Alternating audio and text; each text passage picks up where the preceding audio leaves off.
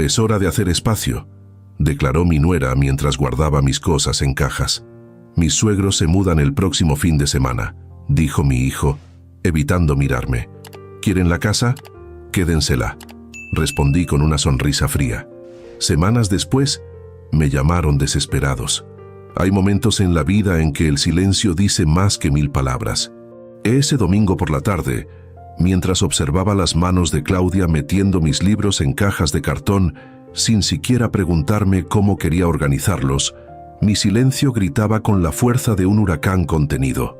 50 años construyendo un patrimonio, una familia, un hogar, para terminar viendo cómo empacaban mi existencia, como quien guarda trastos viejos que estorban. No dije nada en ese momento. A mis 68 años, Guillermo Valenzuela Montero ha aprendido que la paciencia es la madre de todas las victorias. Observé, calculé y planté la semilla de lo que vendría después. Todo comenzó 3 meses antes, cuando Lucía, mi esposa de 42 años, decidió visitar a su hermana en España. «Serán solo 6 semanas, viejo», me dijo mientras preparaba sus maletas. «Te vendrá bien pasar tiempo con Eduardo y Claudia. Apenas los ves desde que se mudaron a Monterrey». Eduardo, nuestro único hijo, se había trasladado al norte con su esposa Claudia hacía 5 años por una oportunidad laboral que yo mismo le había conseguido en una de mis empresas asociadas. La distancia entre Ciudad de México y Monterrey no era tan grande en kilómetros como en frecuencia de visitas. Los veíamos en Navidad, quizás en Semana Santa y poco más, siempre con excusas: el trabajo, la casa nueva, compromisos sociales. Claudia, siempre ocupada con sus clases de yoga, sus reuniones con amigas, su vida de esposa de ejecutivo en ascenso. Nunca me quejé abiertamente. Los hombres de mi generación fuimos criados para entender que los hijos hacen su vida, que es natural ese distanciamiento. Pero en el fondo, cada llamada no respondida, cada visita cancelada a último momento, cada mensaje en el grupo familiar ignorado, iba acumulándose como sedimento en el fondo de un río, formando un banco de arena invisible pero creciente. Por eso, cuando Lucía propuso que yo viajara a Monterrey mientras ella estaba en España, vi la oportunidad perfecta. Podré conocer mejor a Claudia, pensé. Tal vez pueda entender qué sucede realmente con Eduardo, por qué ese distanciamiento gradual pero constante. Llegué a Monterrey un martes por la tarde. Eduardo me recibió en el aeropuerto con un abrazo que pareció más protocolo que afecto sincero. Durante el trayecto a su casa en una zona residencial exclusiva, comprada, por cierto, con la ayuda de un generoso adelanto de herencia que les di cuando se casaron, noté cómo evitaba temas personales, limitándose a hablar del clima, de política nacional, de fútbol. «¿Cómo va el proyecto Constituyentes?», pregunté refiriéndome al desarrollo inmobiliario más importante de mi empresa en los últimos años, donde Eduardo ocupaba un puesto directivo. «Bien, bien, avanzando según lo previsto», respondió escuetamente. «Preferiría no hablar de trabajo ahora, papá. Estás de visita, deberías relajarte». Claudia nos esperaba en la puerta de la casa. Alta, delgada, con esa belleza calculada de quien sabe exactamente cuánto cuesta mantenerla. Me saludó con 2 besos al aire y una sonrisa que no alcanzaba sus ojos. «Bienvenido, don Guillermo. Eduardo ha preparado la habitación de invitados para usted. Espero que esté cómodo». «La habitación de invitados. No tu habitación, o la habitación para cuando nos visitan, sino la impersonal habitación de invitados». El primer indicio de que, para ella, yo no era familia, sino un visitante temporal. Los primeros días transcurrieron en una cordialidad superficial. Desayunos breves donde Claudia apenas tocaba su plato mientras revisaba su teléfono. Eduardo saliendo temprano y regresando tarde. Cenas donde la conversación giraba en torno a temas seguros, el clima, series de televisión, noticias que no generaran controversia. Fue al 5.º día cuando empecé a notar el patrón. Cada vez que mencionaba algo relacionado con el pasado, anécdotas de la infancia de Eduardo, tradiciones familiares, incluso referencias a propiedades o inversiones, Claudia encontraba forma de cambiar el tema o directamente se excusaba para atender algún asunto urgente. Una tarde, mientras Eduardo trabajaba, me encontré a Claudia en la sala revisando unos planos.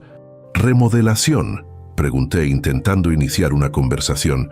«Sí», respondió sin levantar la vista. «Estamos pensando en hacer algunos cambios significativos. ¿Puedo ver? Tengo experiencia en construcción, como sabes». Dudó un momento antes de mostrarme los planos. Lo que vi me dejó helado. No era una simple remodelación.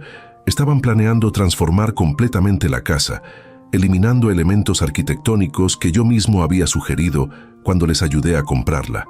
«Van a quitar la biblioteca», comenté, señalando el espacio que en los planos se convertía en un cuarto de meditación. «Ya nadie usa bibliotecas físicas, don Guillermo», respondió con ese tono condescendiente que usaría con un anciano que no entiende el mundo moderno. «Todo está digitalizado ahora. Algunos preferimos el papel», respondí suavemente. «Hay algo especial en sostener un libro, en pasar sus páginas, en el olor de la tinta y el papel». «Eduardo dice lo mismo», concedió, «pero eventualmente entenderá que necesitamos optimizar el espacio. Esta casa debe reflejar quiénes somos ahora, no aferrarse al pasado». Esa frase, «no aferrarse al pasado», resonó en mi mente como una campana de advertencia. ¿Era yo parte de ese pasado del que querían desprenderse? Esa misma noche, durante la cena, intenté abordar temas más sustanciales. «Eduardo, he notado que el proyecto Constituyentes tiene algunas deficiencias en la estructura financiera. Si quieres, podemos revisarlo juntos». Mi hijo casi se atraganta con el vino. «Papá, ya hablamos de esto. Prefiero mantener separados el trabajo y la familia. Solo intento ayudar. He manejado proyectos similares durante décadas. Podría ahorrarte algunos errores comunes». «¿Errores?». Su tono se tensó visiblemente. «No estamos cometiendo errores. El proyecto va según lo planeado, con indicadores saludables. Los estados financieros del último trimestre muestran una discrepancia significativa entre el presupuesto proyectado y el real. Además, el cronograma de construcción está retrasado en al menos 2 meses. Claudia intervino antes de que Eduardo pudiera responder. «Don Guillermo, creo que Eduardo agradece su preocupación, pero él está perfectamente capacitado para manejar sus responsabilidades profesionales. Después de todo, aprendió del mejor», añadió con una sonrisa que pretendía ser conciliadora, pero resultaba artificial. «Nunca dije lo contrario», respondí tranquilamente. «Simplemente ofrezco mi experiencia. Al final, sigo siendo el presidente del consejo y tengo cierta responsabilidad en el éxito de los proyectos». «¿Presidente del consejo?». El tono de Eduardo se volvió ligeramente hostil. «Creí que estabas en proceso de retiro, que por eso habías delegado la dirección ejecutiva». «Delegar no es abandonar, hijo. Sigo teniendo voz y voto en las decisiones estratégicas». Un silencio incómodo se instaló en la mesa. Finalmente, Claudia se levantó para servir el postre, un momento que aprovechó Eduardo para susurrarme. «No hagas esto, papá. No socaves mi autoridad frente a Claudia». ¿Su autoridad? ¿Desde cuándo ofrecer consejo paterno se había convertido en socavar su autoridad? Algo profundo se estaba revelando ante mí y no me gustaba lo que veía. En los días siguientes, noté cómo Claudia comenzó a controlar sutilmente mi presencia en la casa. Mi habitación, anteriormente limpiada diariamente por la empleada doméstica, empezó a recibir menos atención. Las comidas se volvieron más impredecibles, con Eduardo y Claudia cenando fuera sin avisarme o alegando compromisos previos durante los fines de semana. Una mañana, escuché accidentalmente una conversación mientras pasaba cerca del dormitorio principal. «No podemos seguir así, Eduardo». La voz de Claudia sonaba irritada. «Tu padre cuestiona cada decisión. Revisa los documentos que dejas en tu estudio. Prácticamente está auditando tu trabajo. Solo está tratando de ayudar a su manera». ¿Ayudar? Está supervisándote como si fueras un pasante, no el director del proyecto. Y honestamente, su presencia constante en la casa está afectando mi rutina. Sabes lo importante que es mi espacio personal. ¿Qué sugieres entonces? Es mi padre, Claudia. Lo sé y lo respeto, pero establecimos esta vida en Monterrey precisamente para tener cierta independencia. Quizás deberíamos sugerir que regrese a Ciudad de México antes de lo previsto. Puedes decirle que hay algún asunto urgente en la oficina central que requiere su atención. No esperé a escuchar la respuesta de Eduardo. Me alejé silenciosamente, con una pesadez en el pecho que no había sentido en años. La realidad era clara. Mi presencia no era bienvenida. La distancia que había percibido durante años no era producto del trabajo o las ocupaciones, sino una decisión consciente, especialmente por parte de Claudia. Decidí adelantarme a cualquier sugerencia de su parte. Durante el desayuno del día siguiente, anuncié: he estado pensando en regresar a Ciudad de México este fin de semana. Hay algunos asuntos que requieren mi atención personal. El alivio en el rostro de Claudia fue tan evidente que resultó doloroso. «Oh, qué pena», dijo con transparente falsedad. «Esperábamos que pudieras quedarte las 6 semanas completas». «Los negocios no esperan», respondí, manteniendo la compostura. «Además, ustedes tienen sus rutinas, sus compromisos. No quiero ser una carga». «Nunca serías una carga, papá», intervino Eduardo, aunque sin demasiada convicción. «Pero entiendo si tienes responsabilidades en México». Esa noche, mientras empacaba mis pertenencias, recibí una llamada de Lucía. «¿Cómo va todo con los chicos?», preguntó, su voz alegre desde Barcelona. «Todo bien», mentí, incapaz de arruinar su viaje con mis preocupaciones. «Aunque regresaré a México este fin de semana, hay asuntos que requieren mi presencia. Tan pronto, apenas has estado 2 semanas. El deber llama, mi amor. Además, los jóvenes necesitan su espacio. No quiero ser el suegro entrometido». Hubo un silencio breve antes de que Lucía respondiera. «Guillermo Valenzuela, te conozco desde hace 40 años. Algo no está bien.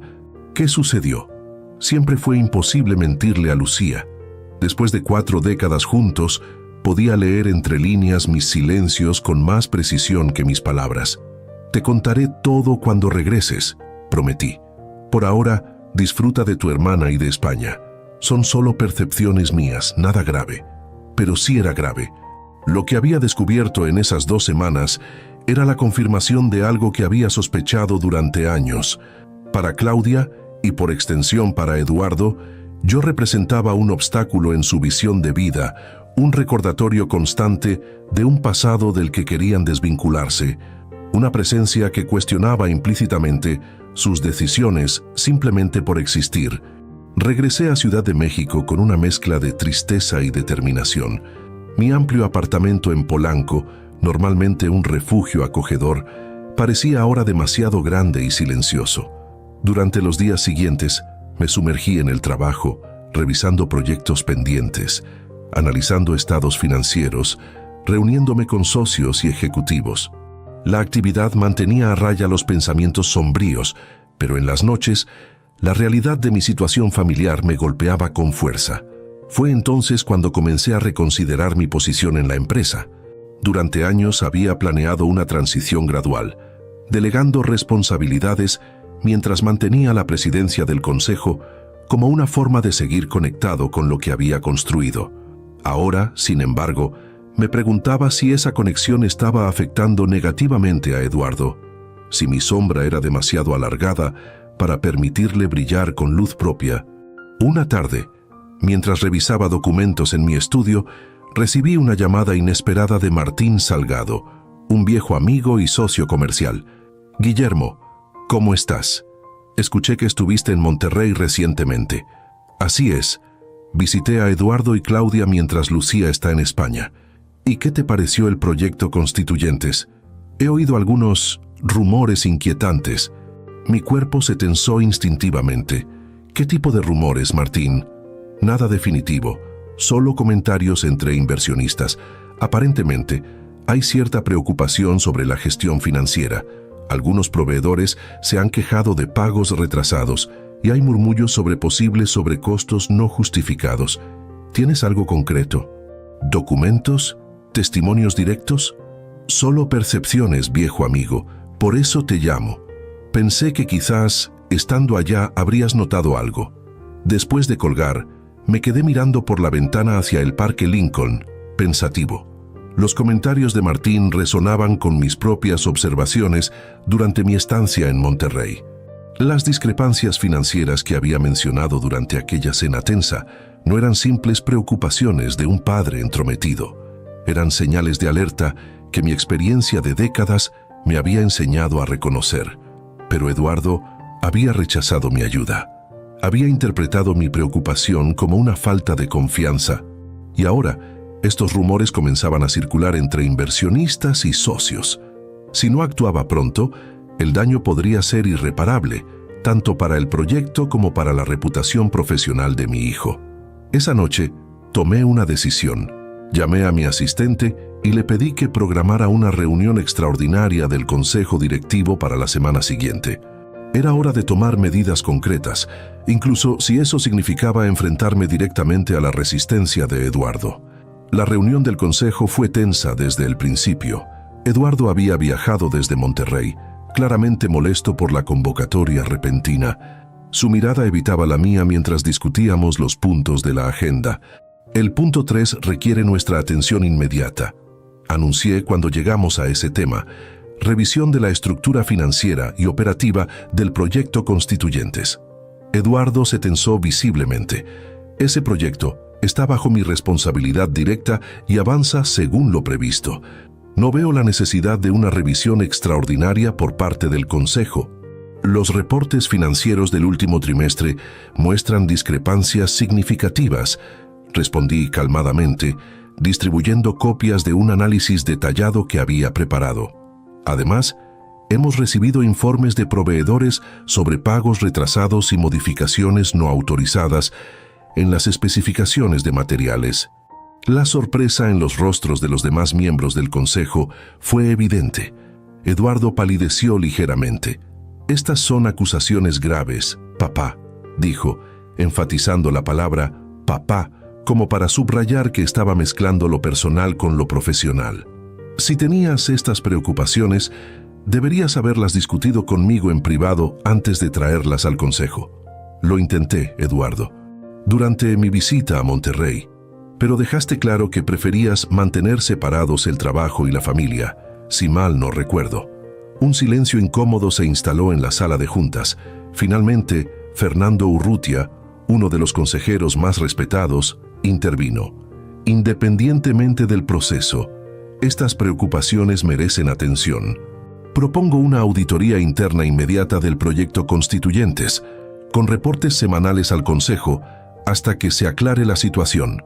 La moción fue aprobada casi unánimemente, con la única abstención de Eduardo, quien permaneció en silencio el resto de la reunión, su rostro una máscara de resentimiento apenas contenido.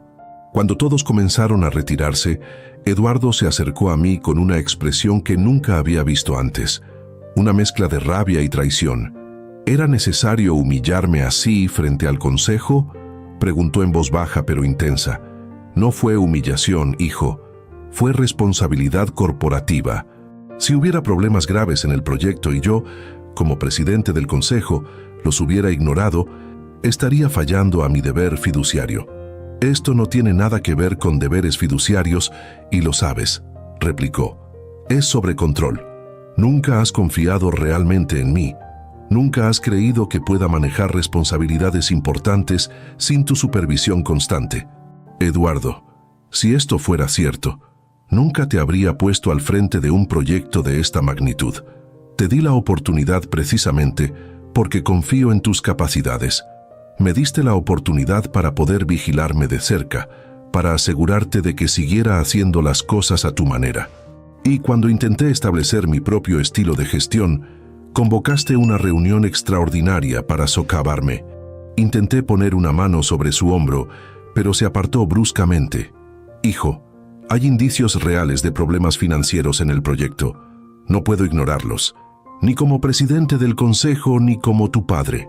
Yo ya no necesito un padre que me supervise constantemente. Necesito uno que confíe en mí, respondió con frialdad. Pero eso es algo que nunca has sabido hacer. Se alejó sin esperar respuesta, dejándome con un peso en el corazón que no había sentido en años. Algo se había roto entre nosotros y no estaba seguro de cómo repararlo. Los siguientes 2 meses fueron un periodo de distanciamiento casi total. Eduardo se negaba a responder mis llamadas personales, limitando nuestra comunicación a correos electrónicos estrictamente profesionales sobre los avances de la auditoría. Claudia, por su parte, había desaparecido completamente de cualquier interacción familiar. Lucía regresó de España y notó inmediatamente la tensión. Intentó mediar, llamando a Eduardo y Claudia para invitarlos a cenar, pero siempre encontraban excusas para declinar. «Dale tiempo», me aconsejaba Lucía. «Eduardo necesita procesar esto a su manera. Eventualmente, entenderá que actuaste por su bien». Pero el tiempo parecía empeorar las cosas en lugar de mejorarlas. La auditoría confirmó lo que yo había sospechado. Había irregularidades financieras significativas en el proyecto Constituyentes. No se trataba de fraude o malversación, sino de mala gestión, decisiones apresuradas y control insuficiente sobre contratistas. Problemas graves, pero solucionables si se abordaban correctamente. El Consejo decidió mantener a Eduardo como director del proyecto, pero asignando un interventor financiero que supervisaría todas las decisiones presupuestarias. Era una solución que salvaba su posición mientras protegía la inversión de la empresa, pero para Eduardo fue percibido como un voto de desconfianza, una confirmación de que no lo considerábamos capaz. Fue en este contexto tenso que recibimos una llamada inesperada un sábado por la mañana. Era Claudia, preguntando si podían visitarnos al día siguiente. Lucía, emocionada por la posibilidad de una reconciliación, aceptó inmediatamente. Eduardo y Claudia llegaron puntualmente a la hora del almuerzo. La conversación durante la comida fue cordial pero superficial, evitando cuidadosamente cualquier tema relacionado con el trabajo o las tensiones recientes. Fue solo después del postre cuando Eduardo finalmente abordó el verdadero motivo de su visita. Papá, mamá, Claudia y yo hemos estado pensando mucho últimamente. Con todo lo sucedido en los últimos meses, y considerando que ustedes no están cada vez más jóvenes, creemos que sería mejor si consideraran un cambio de vida. Intercambié una mirada confundida con Lucía. ¿A qué te refieres con cambio de vida, hijo?, preguntó ella. Claudia tomó la palabra con esa sonrisa practicada que nunca alcanzaba sus ojos. Hemos estado investigando algunas comunidades residenciales para personas mayores. Hay lugares maravillosos, con todas las comodidades, atención médica permanente, actividades sociales. Sería perfecto para ustedes en esta etapa de la vida. El silencio que siguió a sus palabras fue tan denso que podría haberse cortado con cuchillo. Lucía, normalmente diplomática, fue la primera en reaccionar. Residencias para mayores, pero si apenas tengo 65 años y Guillermo 68, estamos perfectamente saludables, activos, independientes. No es una cuestión de capacidad actual, mamá, intervino Eduardo con ese tono condescendiente que había adoptado recientemente. Es planificación preventiva. Estos lugares tienen listas de espera. Es mejor asegurar un espacio ahora que pueden elegir, en lugar de hacerlo cuando sea una necesidad urgente. Además, añadió Claudia, su apartamento es demasiado grande para 2 personas. Tanto espacio, tantas habitaciones vacías, y en una zona tan cotizada como Polanco, representa un capital considerable que está básicamente inmovilizado. Ahí estaba, el verdadero motivo de su repentina preocupación por nuestro bienestar, el valor inmobiliario de nuestro hogar. ¿Estás sugiriendo que vendamos nuestro apartamento para mudarnos a una comunidad para mayores?, pregunté, manteniendo mi tono neutro a pesar de la indignación que sentía crecer en mi interior. Sería lo más sensato, respondió Claudia. El mercado inmobiliario está en su mejor momento. Podrían obtener una suma considerable que aseguraría su comodidad por el resto de sus vidas, y al mismo tiempo liberarían un activo que podría beneficiar a toda la familia. Ya veo, dije lentamente, observando cómo Eduardo evitaba mi mirada. ¿Y tienen alguna comunidad específica en mente? De hecho, sí. Claudia extrajo un folleto de su bolso y lo deslizó sobre la mesa. Villas del Atardecer. Es exclusiva, elegante, con todas las comodidades que podrían desear. Tomé el folleto y lo hojeé en silencio. Efectivamente, Mostraba instalaciones lujosas, jardines bien cuidados, sonrientes ancianos jugando cartas o practicando tai chi. Un lugar perfecto para quienes realmente lo necesitaran o desearan. Pero no para nosotros. No ahora, no de esta manera. Es muy considerado de su parte preocuparse por nuestro futuro. Respondí finalmente, eligiendo cuidadosamente mis palabras. Pero Lucía y yo estamos perfectamente felices en nuestro hogar actual. No tenemos planes de mudarnos en un futuro cercano. La expresión de Claudia se tensó ligeramente, mientras Eduardo intervenía con un tono que intentaba ser razonable, pero sonaba casi ensayado. Papá, sé que puede parecer prematuro, pero piénsalo. Estás prácticamente retirado ya. Tus responsabilidades en la empresa han disminuido considerablemente. Sería el momento ideal para dar este paso, antes de que se vuelva una necesidad y no una elección. Eduardo tiene razón, añadió Claudia, recuperando rápidamente su compostura. Además, nos preocupa que este apartamento sea demasiado para ustedes. Las escaleras internas, el mantenimiento constante, la seguridad en una zona tan transitada como Polanco, en Villas del Atardecer, todo eso estaría cubierto. Lucía, quien había permanecido inusualmente silenciosa, habló finalmente. Agradecemos vuestra preocupación, de verdad, pero esta es nuestra decisión, y por ahora, preferimos continuar en nuestro hogar. La decepción en los rostros de Eduardo y Claudia fue evidente, aunque intentaron disimularla rápidamente. Por supuesto, concedió Claudia. Solo queríamos presentarles la opción. Piénsenlo con calma, no hay prisa. El resto de la visita transcurrió en una atmósfera de tensión apenas contenida. Cuando finalmente se marcharon, Lucía se derrumbó en el sofá con expresión abatida. «No puedo creerlo», murmuró. «Nuestro hijo quiere enviarnos a un asilo. No es un asilo, es una comunidad residencial para personas mayores», respondí con amarga ironía. «Con todas las comodidades que podríamos desear, excepto dignidad y respeto». Esa noche apenas dormí, repasando mentalmente los eventos recientes. La distancia emocional de Eduardo, la frialdad calculada de Claudia, el intento de apartarnos de nuestro hogar bajo el pretexto de preocupación por nuestro bienestar. Todo encajaba en un patrón perturbador que no podía seguir ignorando. A la mañana siguiente, tomé una decisión. Llamé a mi abogado y concerté una cita urgente. Necesito revisar completamente mi testamento y la estructura de propiedad de todos mis activos, le informé, y quiero hacerlo lo antes posible. Las siguientes semanas fueron de intensa actividad legal y financiera. Revisé cada aspecto de mi patrimonio, cada propiedad, cada inversión, cada participación empresarial. Modifiqué estructuras, establecí fideicomisos con condiciones específicas, reorganicé completamente la forma en que mis bienes serían distribuidos eventualmente. No se trataba de venganza, sino de protección. Protección de lo que había construido durante décadas de trabajo honesto y protección de los valores que siempre intenté transmitir, aparentemente sin éxito, a mi único hijo. Mientras tanto, Eduardo y Claudia continuaron su campaña sutil pero persistente.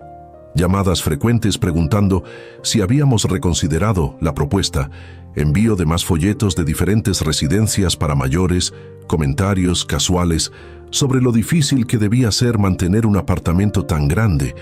Fue durante una de estas conversaciones telefónicas cuando perdí finalmente la paciencia. «Eduardo», interrumpí su monólogo sobre las ventajas de cierta comunidad residencial, «voy a ser absolutamente claro. Lucía y yo no tenemos ninguna intención de mudarnos a una residencia para mayores. No ahora, no el próximo año, no en un futuro previsible. Estamos saludables, activos y perfectamente capaces de cuidar de nosotros mismos y de nuestro hogar. Papá, solo estamos pensando en lo mejor para ustedes», respondió con ese tono condescendiente que había comenzado a detestar. «No, hijo, están pensando en lo mejor para ustedes, en cómo acceder al valor de nuestro apartamento, en cómo solucionar el problema de unos padres que se niegan a hacerse a un lado convenientemente. Eso no es justo», protestó, aunque su voz carecía de convicción. Lo que no es justo es que intenten empujarnos hacia una decisión que no queremos tomar, bajo el pretexto de preocupación filial. Si realmente te preocuparas por nuestro bienestar, respetarías nuestros deseos. La llamada terminó poco después, con promesas vacías de hablar más calmadamente en otro momento, pero para mí algo había quedado definitivamente claro. La relación con mi hijo había cambiado irrevocablemente y necesitaba actuar en consecuencia. Una semana después, recibí una llamada de mi asistente en la empresa. «Don Guillermo, hay algo que debería saber», dijo con tono preocupado. «Eduardo ha estado consultando con algunos miembros del consejo sobre la posibilidad de solicitar su renuncia como presidente, alegando preocupaciones sobre su capacidad debido a su edad». La noticia, aunque dolorosa, no me sorprendió completamente.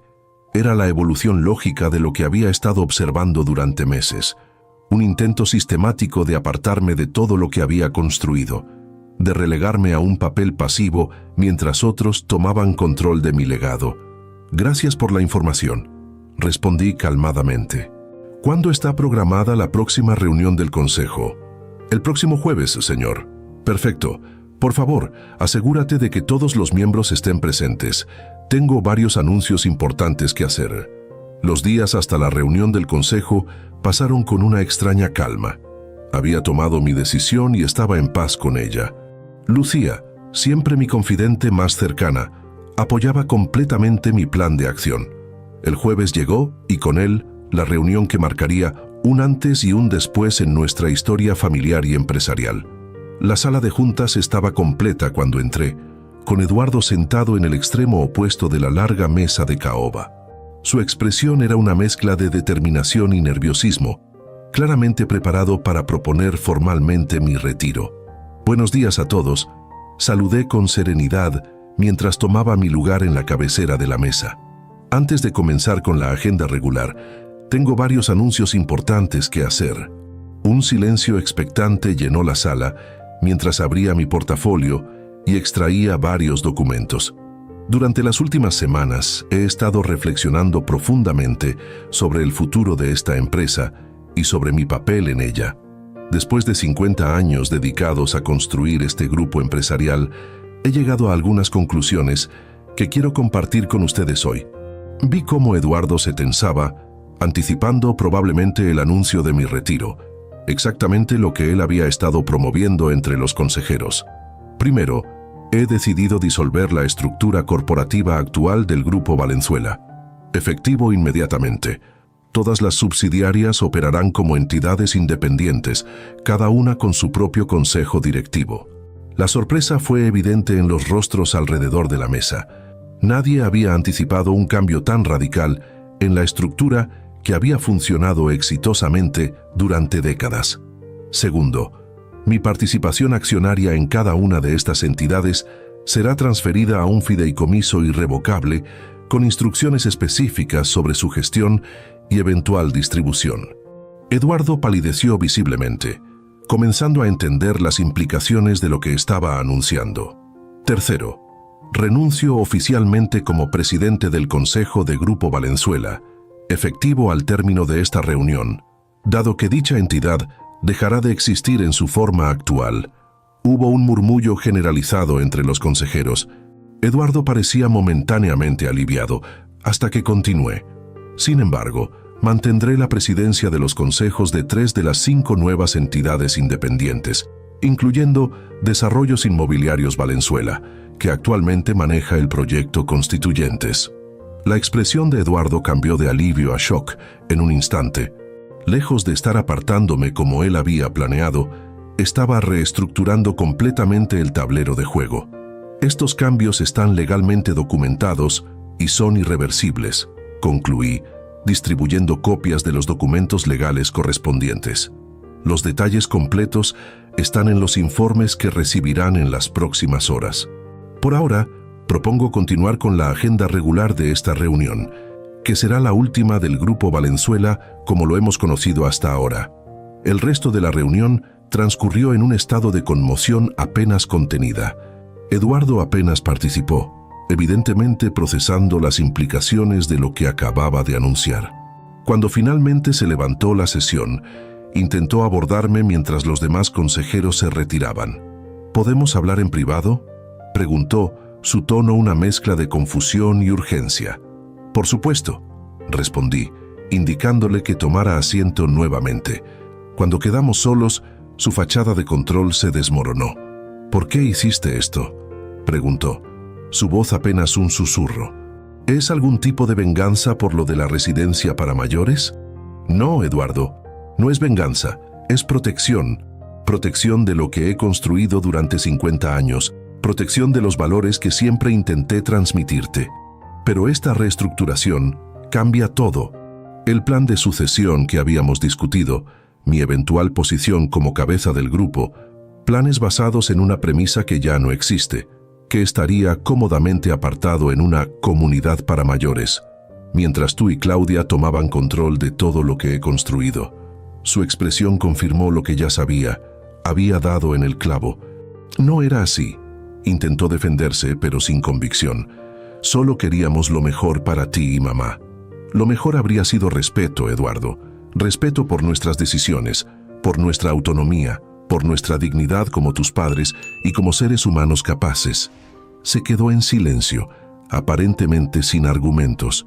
¿Qué pasará ahora con mi posición?, preguntó finalmente, revelando su preocupación principal.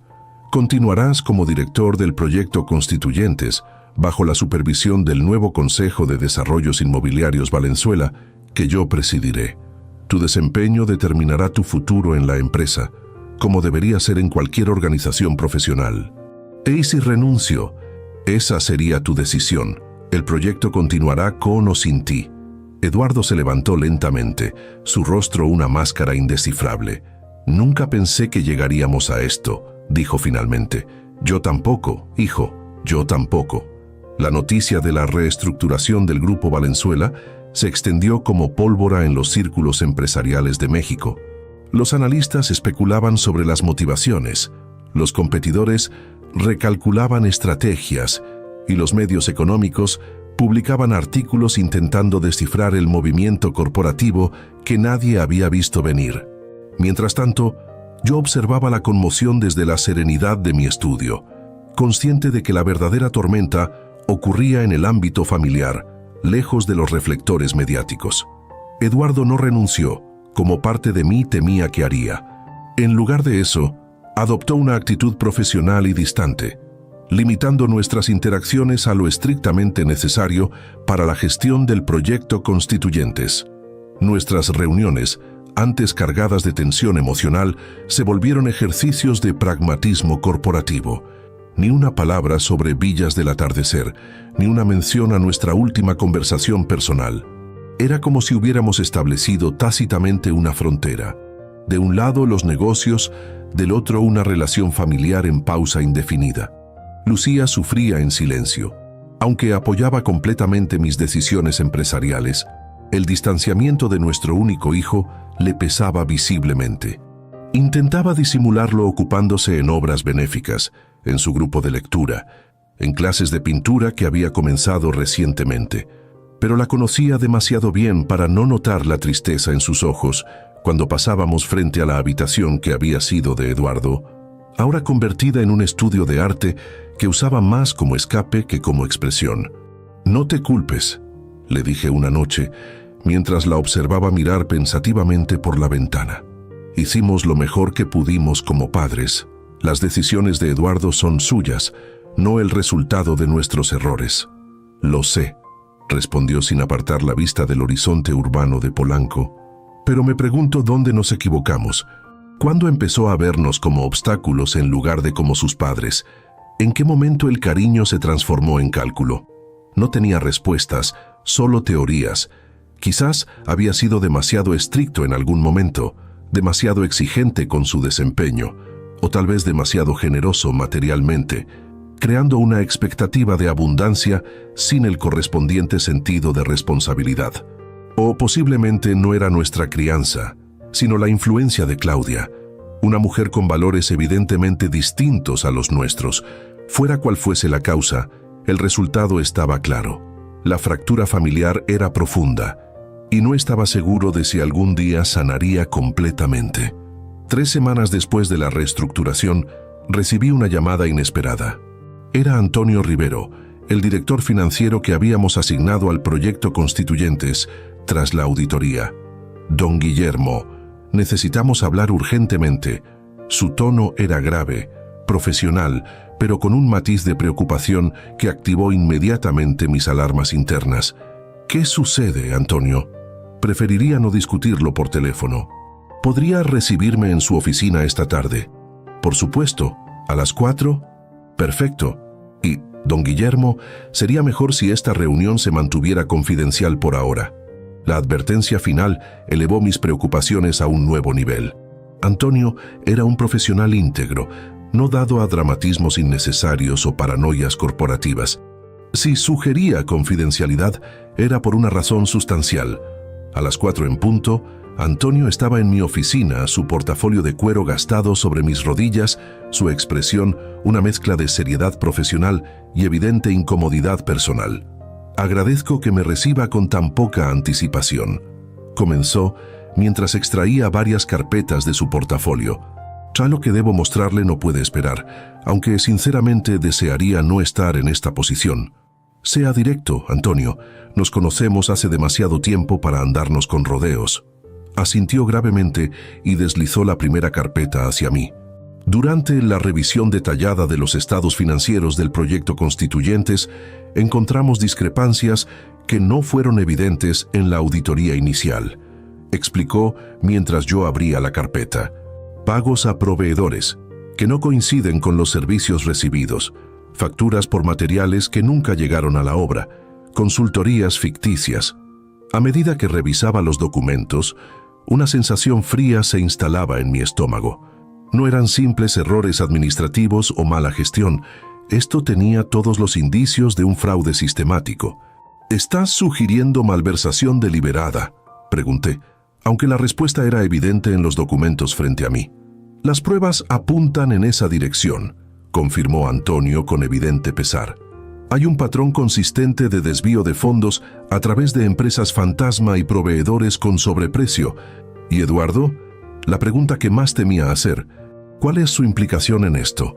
Antonio dudó visiblemente, claramente incómodo por ser el mensajero de noticias tan graves. Las operaciones cuestionables requirieron su aprobación directa, don Guillermo. Su firma está en las autorizaciones, aunque, insté cuando se detuvo. Algunos de los documentos muestran inconsistencias en la firma. Podría ser que algunas fueran falsificadas, pero es imposible determinarlo sin una investigación forense detallada. Respiré profundamente, intentando mantener la calma analítica que siempre había caracterizado mis decisiones empresariales. ¿Era posible que Eduardo hubiera cruzado esa línea? ¿O estaba siendo manipulado por alguien más, quizás incluso siendo víctima de falsificaciones para encubrir el fraude de otros?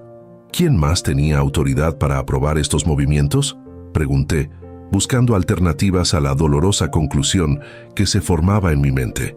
Formalmente, solo Eduardo como director del proyecto. Sin embargo, hay varios colaboradores cercanos con acceso a los sistemas y a la documentación, particularmente el subdirector administrativo, Gustavo Méndez, quien resulta ser primo de Claudia. Completé, recordando vagamente al joven que Eduardo había contratado poco después de su matrimonio. ¿Has notado algo sospechoso en su conducta o en su patrón de trabajo? Es extremadamente cercano a Eduardo, casi inseparables profesionalmente, y curiosamente fue uno de los más vocales contra la asignación de un interventor financiero, argumentando que era una puta intrusión innecesaria en la gestión del proyecto MAU. La pieza encajaba perfectamente en el rompecabezas que se formaba en mi mente.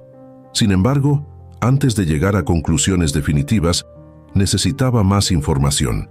¿Cuál es la magnitud del desvío hasta ahora? Antonio deslizó otra carpeta hacia mí. Aproximadamente $2.4 millones en los últimos 8 meses. No lo suficiente para comprometer la viabilidad del proyecto, pero definitivamente una cantidad significativa.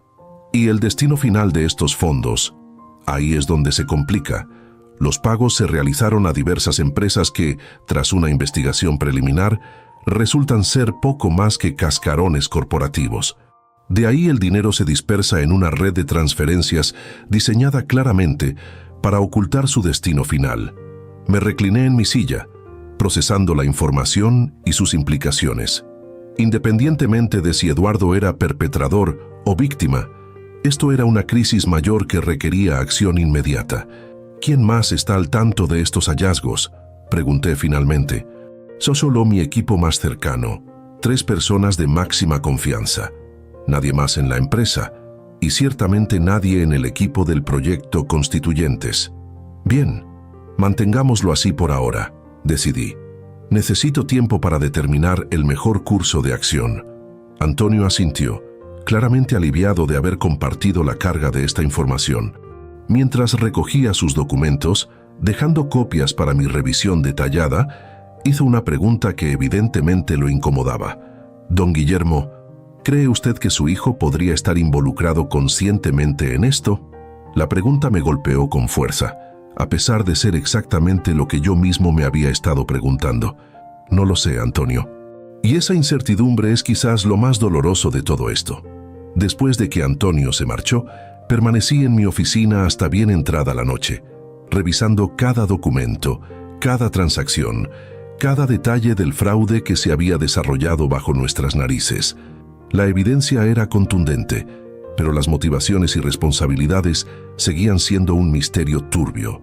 ¿Era Eduardo un perpetrador consciente o una marioneta manipulada? ¿Era Gustavo Méndez el cerebro, utilizando su posición y su relación familiar con Claudia? ¿O había alguien más, aún no identificado, tirando de los hilos desde las sombras? Finalmente, cerca de la medianoche, tomé una decisión. No confrontaría a Eduardo inmediatamente, ni alertaría a las autoridades. Primero, necesitaba entender completamente el alcance de la situación, y para eso requería más información de la que tenía actualmente. Llamé a Martín Salgado, mi viejo amigo, que meses atrás había mencionado los primeros rumores sobre problemas en el proyecto. Además de ser un socio comercial respetado, Martín tenía contactos en ámbitos que podían ser útiles en esta situación. Necesito los servicios de un investigador privado, le expliqué después de ponerlo brevemente al tanto de la situación, omitiendo los detalles más sensibles. Alguien discreto, profesional, con experiencia en fraudes corporativos. Conozco a la persona perfecta, respondió sin dudar. Javier Olmedo, ex policía financiero. Ahora trabaja de forma independiente, solo para clientes selectos. Es el mejor en lo que hace, y más importante aún, es absolutamente discreto. Al día siguiente, me reuní con Olmedo en una cafetería alejada de mis oficinas y de mis rutas habituales. Era un hombre de mediana edad, con el aire calmado y la mirada penetrante de quien ha visto demasiado para sorprenderse fácilmente. Martín me explicó la situación general. Dijo después de las presentaciones: fraude corporativo, posible implicación familiar, necesidad de absoluta discreción. Así es, confirmé. Necesito saber quién está realmente detrás de esto, quién se beneficia finalmente, y si mi hijo está conscientemente implicado o está siendo utilizado. Entiendo. Y debo advertirle, don Guillermo, que en estos casos las respuestas suelen ser más complejas y dolorosas de lo que anticipamos. Estoy preparado para cualquier verdad, por desagradable que sea. Lo único que no puedo tolerar es la incertidumbre. Olmedo asintió, comprendiendo perfectamente mi posición. Comenzaré de inmediato. Le proporcionaré informes semanales, más frecuentes si descubro algo urgente. ¿Hay alguna línea que no deba cruzar? ¿Alguna restricción en mi investigación? Consideré la pregunta cuidadosamente. Parte de mí quería proteger a Eduardo, establecer límites que preservaran al menos fragmentos de su privacidad y dignidad. Pero otra parte, la del empresario que había construido un imperio basado en decisiones difíciles pero necesarias, sabía que las restricciones solo limitarían la efectividad de la investigación. Ninguna restricción, decidí finalmente. Necesito la verdad completa, sin importar dónde o a quién conduzca. Durante las semanas siguientes, mantuve una fachada de normalidad. Continuaban las reuniones regulares del consejo, las revisiones del proyecto Constituyentes, las interacciones profesionales con Eduardo. Mientras tanto, Olmedo trabajaba metódicamente, siguiendo el rastro del dinero, observando patrones, conectando puntos que para otros permanecerían invisibles. Sus informes semanales construían gradualmente un panorama perturbador.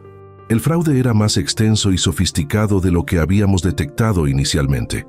Involucraba no solo al proyecto Constituyentes, sino a otras áreas del antiguo Grupo Valenzuela, utilizando una red de empresas fantasma y transacciones cruzadas diseñadas para ocultar el flujo real del dinero. Y lentamente, dolorosamente, la imagen de los responsables comenzaba a emerger de las sombras. Tenemos pruebas concluyentes de la implicación directa de Gustavo Méndez, me informó Olmedo durante nuestra quinta reunión. Es definitivamente uno de los arquitectos principales del esquema fraudulento. ¿Y Eduardo?, pregunté, preparándome para lo peor. Es complicado, respondió Olmedo con cautela.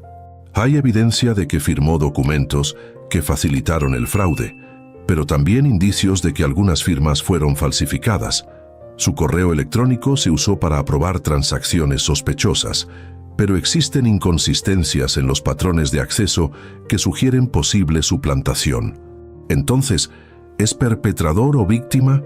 Posiblemente ambos en diferentes grados, respondió con la honestidad cruda que había llegado a apreciar en él. Hay transacciones que indudablemente aprobó personalmente, conociendo su naturaleza cuestionable. Pero hay otras donde parece haber sido manipulado o directamente suplantado. ¿Y Claudia?, la pregunta que había estado evitando durante semanas. Olmedo deslizó una carpeta hacia mí con expresión grave. Esto responderá muchas de sus preguntas. Dentro de la carpeta había fotografías, extractos bancarios, registros de propiedades y, lo más revelador, transcripciones de comunicaciones electrónicas entre Claudia y Gustavo Méndez. Las conversaciones eran explícitas, detallando no solo el fraude financiero, sino un plan más amplio y perturbador. Necesitamos actuar antes de que el viejo se dé cuenta, decía Claudia en uno de los mensajes.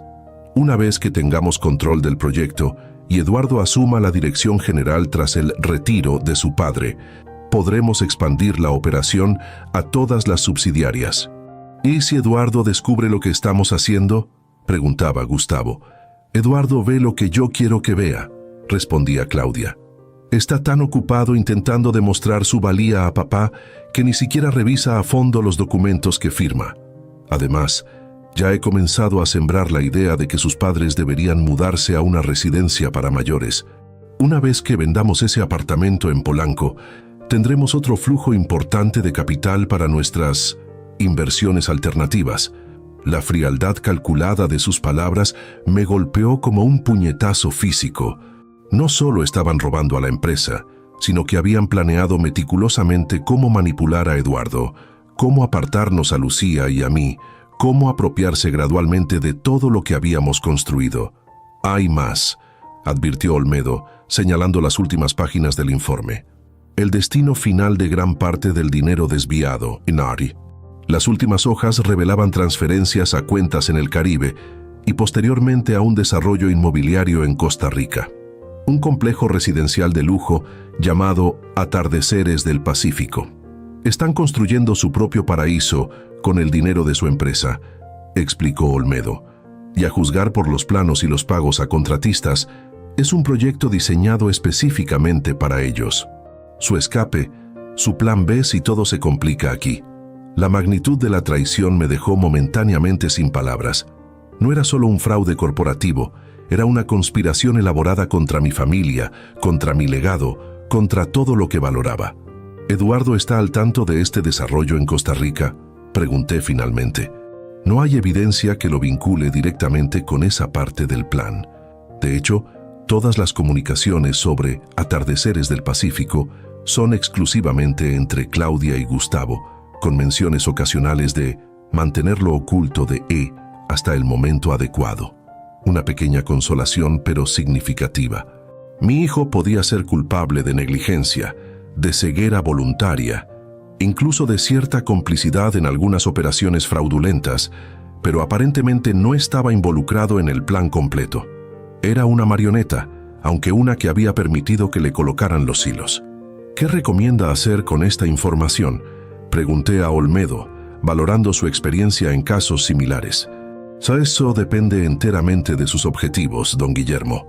Si busca justicia legal completa, deberíamos presentar toda la evidencia a las autoridades.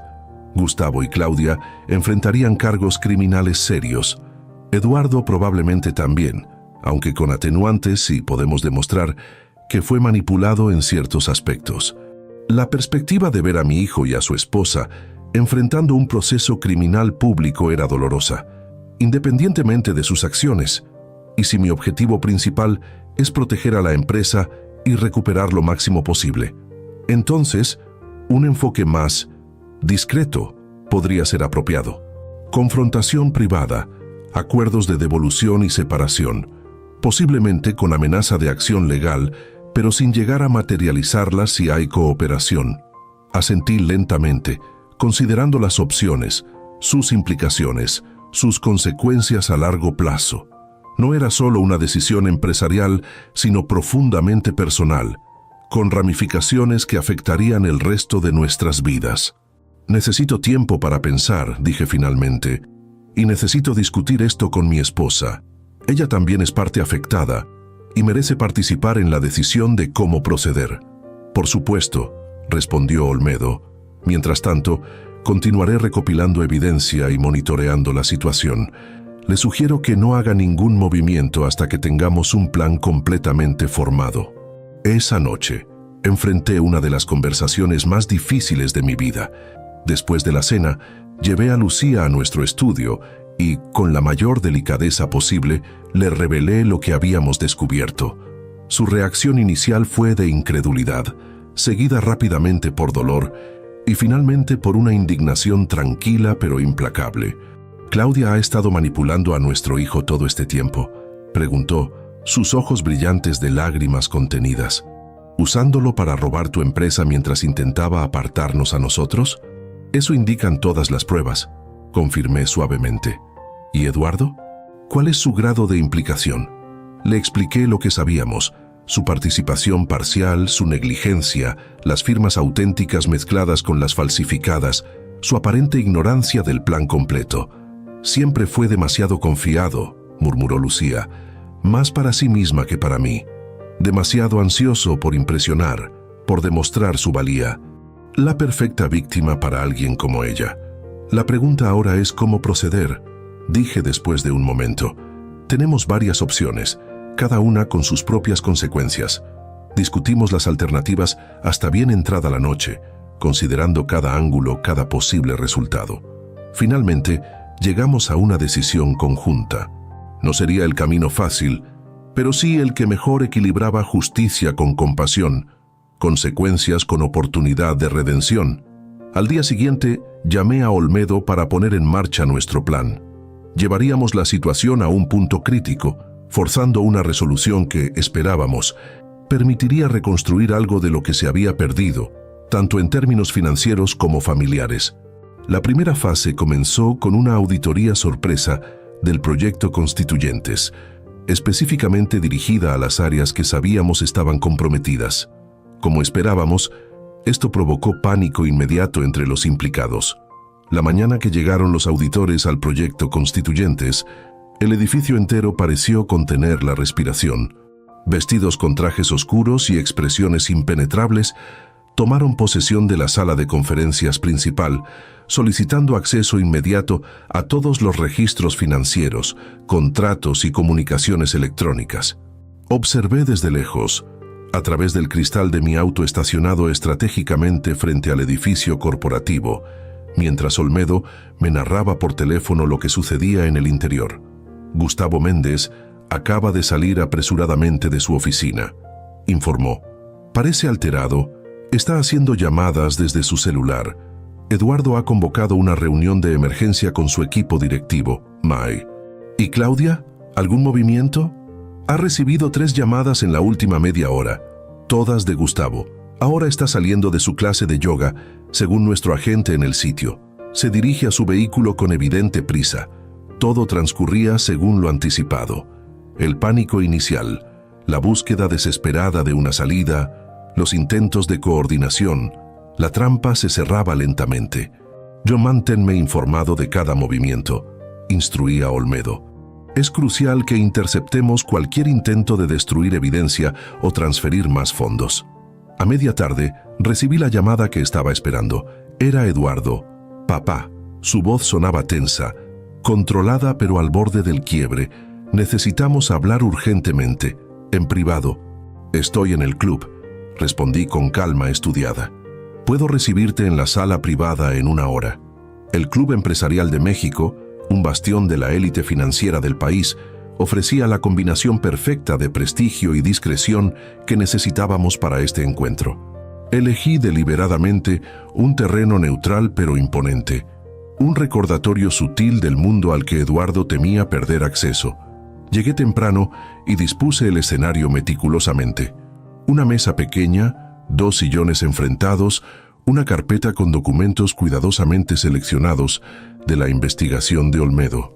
No todos, solo lo suficiente para establecer la gravedad de la situación sin revelar la extensión completa de nuestro conocimiento.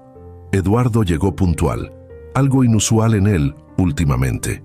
Noté inmediatamente los signos de estrés: ojos enrojecidos, corbata ligeramente torcida, una tensión visible en su mandíbula.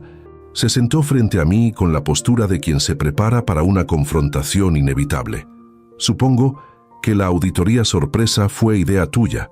Comenzó, intentando proyectar indignación, pero logrando solo transmitir ansiedad. Una decisión del consejo, respondí neutralmente. Rutinaria, considerando las irregularidades previamente identificadas. Ya no hay nada rutinario en la forma en que están procediendo. Han paralizado todas las operaciones, confiscado equipos, interrogado a mi personal como si fueran criminales. ¿Y no lo son, Eduardo?, pregunté suavemente, manteniendo mis ojos fijos en los suyos. ¿No hay criminales entre tu personal? Su mirada vaciló, el primer signo de que su fachada comenzaba a resquebrajarse. Si tienes acusaciones específicas, deberías presentarlas formalmente, respondió, pero su voz había perdido fuerza. Sin decir palabra, abrí la carpeta y deslicé hacia él el primer documento, un análisis detallado de transferencias fraudulentas aprobadas con su firma, junto con fotografías de las propiedades adquiridas en Costa Rica con esos fondos. ¿Qué es Atardeceres del Pacífico, hijo?, pregunté cuando vi que la sangre abandonaba su rostro. Un hermoso nombre para un complejo residencial construido con dinero robado de nuestra empresa. Yo no sé de qué estás hablando. Titubeó, pero sus ojos traicionaban su conocimiento, o al menos su sospecha. Le mostré entonces el segundo documento, transcripciones parciales de conversaciones entre Claudia y Gustavo Méndez, cuidadosamente editadas para proteger temporalmente a Eduardo de la verdad más dolorosa, que él mismo era considerado una pieza prescindible en el plan de su esposa. Tu firma aparece en docenas de documentos que facilitaron este fraude. Continué, mi voz intencionalmente carente de emoción. La pregunta no es si estás implicado, Eduardo. La pregunta es hasta qué punto eras consciente y si estabas actuando bajo tu propia voluntad o bajo manipulación. El silencio que siguió fue denso, cargado del peso de decisiones irrevocables y consecuencias inminentes. Observé a mi hijo, buscando en su rostro al joven idealista que alguna vez había sido, antes de que la ambición y la influencia de Claudia lo transformaran en el hombre quebrado frente a mí. No sabía lo de Costa Rica, dijo finalmente, su voz apenas un susurro. Firmé documentos que no debí firmar. Aprobé transacciones sin la debida diligencia, pero nunca pretendí robar de la empresa. Gustavo me aseguraba que eran operaciones legítimas, complejas pero necesarias para la optimización fiscal del proyecto. ¿Y preferiste creerle a él antes que hacer tu propia verificación? ¿Antes que consultarme a mí o a cualquiera de los asesores financieros de confianza que siempre han estado a tu disposición? Quería demostrar que podía manejarlo solo. La respuesta salió como la confesión que realmente era, que no necesitaba supervisión constante, que podía tomar decisiones independientes. Y sí, Claudia insistía en que mantuviera distancia profesional contigo, que estableciera mi propia autoridad. Mientras ella y su primo saqueaban el proyecto que construimos durante décadas, completé, permitiendo que un atisbo de la ira que había estado conteniendo se filtrara en mi voz. Y mientras planeaban apartarnos a tu madre y a mí, enviándonos a una residencia para mayores para poder apropiarse de nuestro apartamento, y su expresión de shock parecía genuina, lo que confirmaba nuestra teoría. Eduardo había sido cómplice por negligencia y ambición, pero no estaba al tanto del plan completo. ¿De qué estás hablando? Lo de la residencia para mayores fue solo una sugerencia, pensando en su comodidad y seguridad. Le entregué entonces la tercera carpeta, la que contenía los mensajes más explícitos entre Claudia y Gustavo sobre sus verdaderas intenciones. Vi cómo los leía, cómo su rostro pasaba de la confusión a la comprensión y finalmente al horror. No, no puede ser, murmuró, pero la verdad estaba allí, innegable en las palabras escritas por su propia esposa. La auditoría continuará, dije después de darle unos momentos para asimilar la información, y cuando concluya, presentaremos los hallazgos a las autoridades correspondientes. Gustavo Méndez enfrentará cargos criminales, sin duda. Lo mismo aplica para cualquier otro implicado directamente en el fraude. ¿Incluida Claudia?, preguntó, su voz quebrada.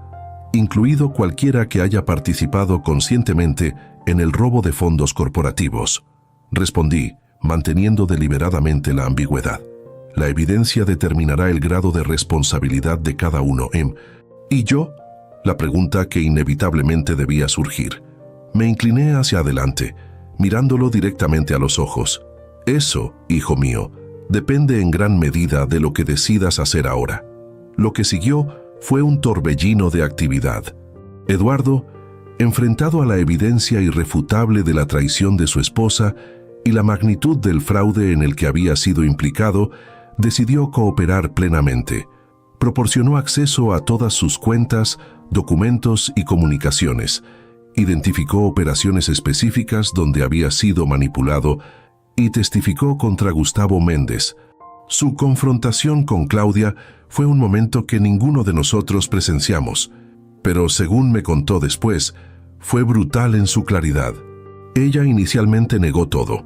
Luego intentó minimizar su participación, hasta que finalmente, al verse acorralada, mostró su verdadero rostro, frío, calculador, desprovisto de cualquier afecto genuino por el hombre con quien había compartido 5 años de su vida.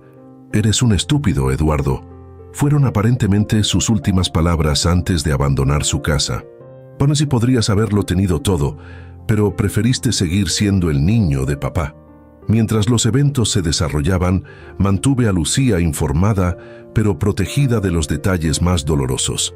Su corazón de madre ya sufría suficiente con la situación general. No necesitaba conocer cada cruel palabra que Claudia había escrito sobre nosotros, cada plan detallado para manipular a nuestro hijo y despojarlos de nuestro patrimonio. Gustavo Méndez intentó huir a Costa Rica, pero gracias a la vigilancia de Olmedo fue interceptado en el aeropuerto. Claudia desapareció durante 3 días, para luego presentarse sorpresivamente con un abogado ofreciendo un trato. Ella devolvería su parte de los fondos desviados y proporcionaría evidencia contra otros implicados a cambio de evitar cargos criminales. El consejo directivo, informado de los hechos pero no de todos los detalles familiares, apoyó unánimemente la decisión de aceptar el acuerdo con Claudia mientras se procedía legalmente contra Gustavo y otros 2 ejecutivos involucrados.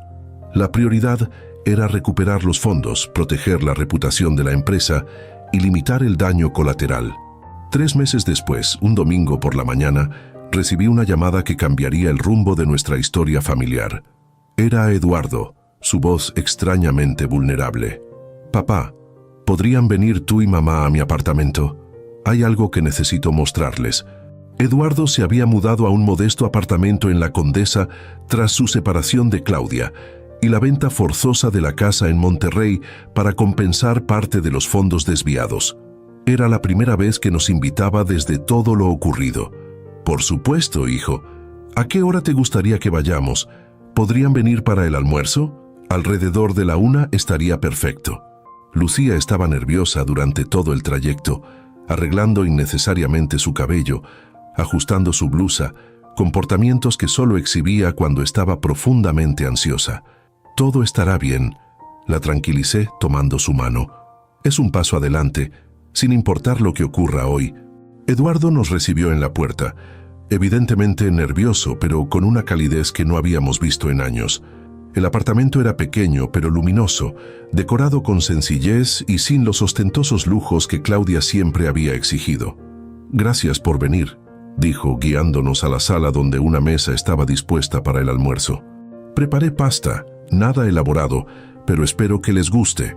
La comida transcurrió en una atmósfera inicialmente tensa que fue relajándose gradualmente. Hablamos de temas superficiales al principio: el clima, noticias recientes, pequeñas anécdotas de la vida diaria. Finalmente, después del postre, Eduardo se levantó y fue a su habitación, regresando con una caja de cartón. «Encontré estas cajas en el almacén donde guardé mis cosas después de vender la casa», explicó, colocando la caja sobre la mesa. «Son álbumes de fotos, recuerdos de la infancia, cosas que había olvidado que conservaba». Abrió la caja y comenzó a mostrar fotografías. Eduardo de niño en su primer día de escuela, vacaciones familiares en Acapulco, su graduación universitaria con Lucía y yo flanqueándolo orgullosos. «Me había olvidado de tantos momentos», dijo suavemente, «de tantas cosas que compartimos, de cómo éramos realmente como familia, antes de que todo cambiara». Lucía tenía lágrimas en los ojos, su mano aferrando la mía bajo la mesa. «Durante estos meses he estado reflexionando mucho», continuó Eduardo, «sobre cómo permití que la ambición y la influencia de Claudia me alejaran de lo que realmente importaba. De cómo traicioné no solo su confianza profesional, papá, sino algo mucho más valioso: el respeto y los valores que siempre intentaste inculcarme». «Todos cometemos errores, hijo», respondió Lucía, su voz cargada de emoción. «Lo importante es aprender de ellos». «He aprendido», aseguró Eduardo, su mirada más clara y directa de lo que la había visto en años. «Y no quiero intentar reparar el daño que causé si ustedes me dan esa oportunidad». Le miré, evaluando la sinceridad de sus palabras, buscando al hijo que conocía bajo las capas de dolor, resentimiento y arrepentimiento. «¿Qué propones, Eduardo?», pregunté finalmente. «Empezar de nuevo», respondió simplemente. «No como ejecutivo de la empresa, no como heredero del Imperio Valenzuela, sino como hijo, como persona que quiere reconstruir lo que destruyó con sus propias manos». De su bolsillo extrajo un sobre y lo deslizó hacia nosotros. «Mi renuncia formal a cualquier cargo en las empresas. Quiero empezar desde abajo, en otra compañía, demostrando mi valía por mis propios méritos, no por el apellido Valenzuela». La determinación en su voz era inconfundible. Este no era un gesto teatral ni una manipulación, era una decisión profunda, probablemente la más honesta que había tomado en años. «No es necesario que renuncies a tu apellido ni a tu lugar en la familia», dije después de un momento. «Los errores no definen quiénes somos, nuestras respuestas a ellos sí». «Entonces, ¿me darían una segunda oportunidad?», preguntó, la vulnerabilidad evidente en su voz. «Como hijo, no como empleado o heredero». Lucía se levantó y rodeó la mesa, abrazándolo con la ferocidad protectora que solo una madre puede mostrar. «Siempre serás nuestro hijo», susurró contra su cabello. «Nada cambiará eso jamás». Me uní al abrazo, sintiendo cómo décadas de tensión, de expectativas no comunicadas, de caminos equivocados se disolvían en ese momento de verdad compartida. 6 meses han pasado desde aquel almuerzo transformador. Eduardo trabaja ahora en una empresa de consultoría ambiental, un campo que siempre le interesó, pero que nunca exploró por seguir el camino que creía que yo esperaba de él. Viene a cenar cada semana, a veces solo, a veces con amigos, reconstruyendo gradualmente su vida sobre bases más auténticas. Claudia cumplió su parte del acuerdo legal, devolviendo la mayoría de los fondos desviados, aunque nunca mostró verdadero arrepentimiento. La última vez que supimos de ella, se había mudado a Argentina, aparentemente ya involucrada con otro empresario adinerado.